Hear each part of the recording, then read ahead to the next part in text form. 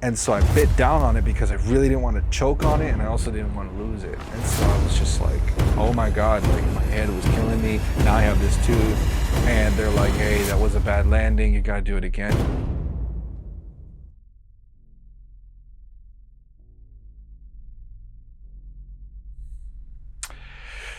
All right, guys, don't mind the injury. I'm all good.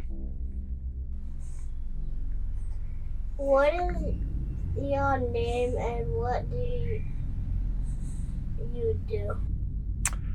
What is my name and what do I do?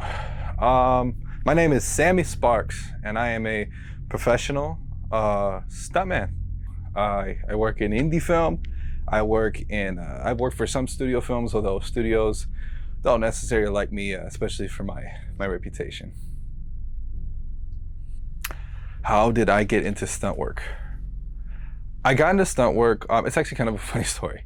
I'm sure that's what everybody else would say too about their careers, but mine is pretty wild, which I guess kind of explains also my reputation. I came to LA, and when I got to LA, I was trying to be a movie star. Like that was what I really wanted to do, which I'm sure you can kind of tell. And it didn't really work out for me. It was really difficult, really hard to get. With the writer's strike going on around the time, and then of course right after the writer's strike there was the actor's strike, and it just all fell downhill from there. And so things got really messed up for me, and I ended up kind of laying around, not really sure what I was going to do, or figuring out how I was going to get home, like what am I going to do with my life. That was kind of like where my brain was at. And so I heard these guys, they were making a movie. Their stunt guy, he dropped out. And so they were supposed to do a scene where, this guy was going to get hit by a car, and he was going to be a professional. And they were really upset, and I just kind of overheard them. And they were talking about, we were going to pay the guy. Who were we going to find, that's that cheap? And so I just was like, hey, how much are you going to pay the guy? And they were like, $300. And I was like, I'll do it. And they told me no, but then the guy was like, are you sure? Like, you're gonna get hit by a car. The car's gonna be going like, 30 miles an hour. It's like, you're gonna get hit. You're probably gonna get hurt. And do you have medical insurance? And it's really funny because they're looking at me and, you could tell like, I was like homeless, but they were like, do you have any insurance? And I said, yeah. And they gave me the job, and I got hit by a car for $300. They drove the car right into me, and I jumped up and hit the windshield, and that was that. It was a one take, which was really nice. But that was how I got into stunt work. What is the difference between indie stunt walk and studio stunt walk? What is the difference between indie stunt work and studio stunt work? It's I've only really worked on a few studio ones because they're not really into my whole reputation and how I kind of do things, and they only really have used me just kind of like as more of an experiment rather than like really any other reason. And the reality of it is that studios kind of shut me out because I was just a little bit too much against what they like, and too unprofessional. Like they take things and don't get me wrong, like people on the indie side are very professional, and I to an extent am very professional. I just do things a little bit differently than most people would do. Studios, they like to do things their way, and they have protocols, and they also have a lot of money, and they have a lot of time, and they're able to make things and take their time with things and make them perfect. And like the best way that I describe it, kind of like the difference is that in a studio film, if you have like a fight scene, if you're doing those punches for real, then you're gonna have like the face is gonna be swelling, it's gonna be getting red or pink, it's gonna, start changing. So you can't do too many takes of that. So studios really don't like that because they don't like things that are unnecessary for real. Whereas indie guys, sometimes it's all they have. They don't really have another choice. And so they're trying to wow people. They're trying to get people to, and get audiences to really see something a little bit different than anything they've ever seen before. And so that's where it's like somebody like me can come in because I'll jump off that building. I feel safe and confident in myself and my stuff, and I feel like I know what I'm doing in that space. And call me crazy, a lot of people do, but I was totally down to do that. So indie, I get more work because they're taking bigger risks, and I'm one of the biggest risk takers there is. So that's where somebody like me who's willing to take big risks matches with them. Whereas with the studios, they kind of already did it. They don't really need me. What is with the hair? The hair, yes, the hair. Yes, I know it's not very stuntman. You know, I don't play a good double. Have you ever heard the story of Samson? Yeah, the guy that, you know, is invincible until they cut his hair. Basically, when I used to first start doing this, you know, stunt work and stuff, it was the only job I could get, and it was the only thing that was kind of paying me.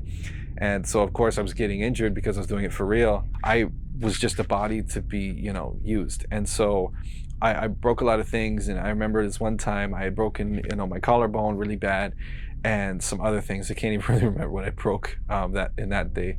But I had this dream, that Bible story. So Samson, right, he's invincible, he's, you know, invulnerable until the hair gets cut.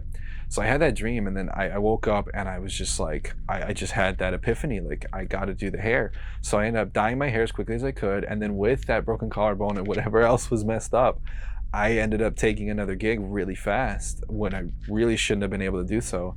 And I have never, since I've done this hair, which I really have to get my roots again, but since then, not gotten one serious injury. So as much as, you know, studios don't like it and some filmmakers don't like it, and I have to, you know, either mat down my hair and put a ball cap on and put a wig on, or I have to, you know, hide, you know, whatever. The truth is that I will mat down the hair, I'll put on the bald cap, I'll, you know, do whatever I have to do to keep this hair, because I really don't like getting hurt, but I really like doing stunts. What was the hardest stunt you ever done? What was the hardest stunt that I ever did? This would have been, it was an indie film, and the movie actually, it came out, but it never really kind of got like a buzz. It never really got like what it should have. But I never really ridden a motorcycle in my life when I got this movie. And this movie was just kind of like a friend of a friend of a friend knew somebody that was doing this, and they needed somebody that was, you know, willing to, you know, ride the motorcycle. And so I spent probably like the 3 days leading up to it just watching as many YouTube videos as I could. And thank you, YouTube, because they taught me a lot of like how to be able to do the stunt as well as I did. The guy that was building the ramp was the dude's like his like uncle or something. And so that guy, he was really really good at his craftsmanship. But basically what happened was the scene was supposed to be that I was a stunt driver, or what do they call him? A daredevil. Right? Like Evel Knievel, kind of daredevil motorcycle guy that was trying to escape this dragon. And this dragon was flying down and is trying to eat me, and I'm trying, you know, to swerve this way and swerve that way. And so they're all gonna kind of digitize this. And so we actually had like this backlot area, and they did have pretty good budget on this film. And it was a short film, but they spent like, I want to say like $200,000 on this short film. So they rented this lot and like way out in the boonies. And then I would ride this motorcycle, and so for the first part of it, actually like able to use like this ball, this colored ball that was representing the dragon. So that was kind of goofy to be, you know, riding away from this ball, but, you know, pretending it was a dragon. But it was really fun, and then it was really, you know, a good experience up until I had to do the stunt. And the stunt was 2 ramps facing each other like 20 yards apart, and there's supposed to be like this ring in the middle, but they said they're just going to digitally do it. So I was like, whatever. And so I was supposed to hit one ramp and then land on the other ramp and drive down, and the dragon was supposed to just miss me by inches. So that was kind of going to be the stunt and how that kind of worked. Well, when we went to do the stunt, the first time we did it, they told me just hit the throttle as hard as you can and just boom, like just take off, and you're gonna be fine, just trust yourself. And so I was like, okay, all right, you know, like I can do this. And I was just scared shitless, but I was like, I'm not gonna mess this up. I'm gonna pull this off. All right, let's go. If I'm gonna die, I'm gonna die. So I go down the first one, I hit the throttle, and I really thought it was perfect. I landed it so smooth, like it was so, like I didn't get hurt, nothing happened. I was like, yay. And then all I hear is the dreaded reset, back to 1. And I'm like, oh shit, okay. So I get back over to the side, and they're like, hey, you know, we want you to hit it a little bit slower this time. And I'm just like, slower, like I don't know if I'm gonna make it if I go much slower. Like I was really giving it everything on the throttle, but I was like, okay, whatever. So I go down the second time. I was going the second time. When I landed with the back tire on the lip of the second ramp just a little too hard, and I bashed my nose really hard. And so I had a headache almost instantly, and I was really like not feeling it at that point. But then they were like, come on, we need another take, reset. It didn't look too, you didn't land it right. So I was like, okay, I gotta find like this sweet spot between, you know, too fast and too slow. So on the third one, I was like, you know, third time's the charm. And I go down, and I'm flying down this ramp, and then I'm trying to like hit that perfect like middle ground, not too slow, not too fast. I hit it, and then when I landed on the other side, I somehow landed kind of flatter or something, and it was so hard when I hit that one of my teeth got knocked out of where it was, and it bounced around inside my helmet, and then it actually ended up in my mouth. And so I bit down on it because I really didn't want to choke on it, and I also didn't want to lose it. And so I was just like, oh my God, like my head was killing me. Now I have this tooth, and they're like, hey, that was a bad landing, you gotta do it again. So I ended up just like biting down on this tooth the whole time, just going through this 5 more times. And I was just so like, oh, it was just so much. And basically on like the 7th or 8th take, whatever it was, I by that point I can barely even like think. I can't hear anything. My back is really sore, my hands are really sore, everything just hurts. And I end up going down, and I hit the ramp, and as soon as I hit the first ramp, it flattens. So I go over what's left of this ramp, and I run right into the other ramp, the hard side of it. And I get a concussion. I ended up laying down, and while I'm laying there and they're tending to me, they ended up taking the bike away and shooting with another stunt guy who was like just doing like the small stunts of like just kind of moving, like the easy stuff. And so that kind of sucked, you know, just kind of laying there and being taken care of while they were continuing shooting. But that's like the nature of the beast, you know, like that's what we're here for. And like when you're a stuntman, like you're the one that's supposed to get hurt so that the movie can keep going. Like if you die, then that's different, right? But like when you get hurt, like they keep going. That's just kind of how show business works. And so there's no love lost or nothing. But I didn't go to the hospital, but it wasn't bad, and so I was able to like recover pretty quickly. And that wasn't really like what the hardest part of it was, because the hard part was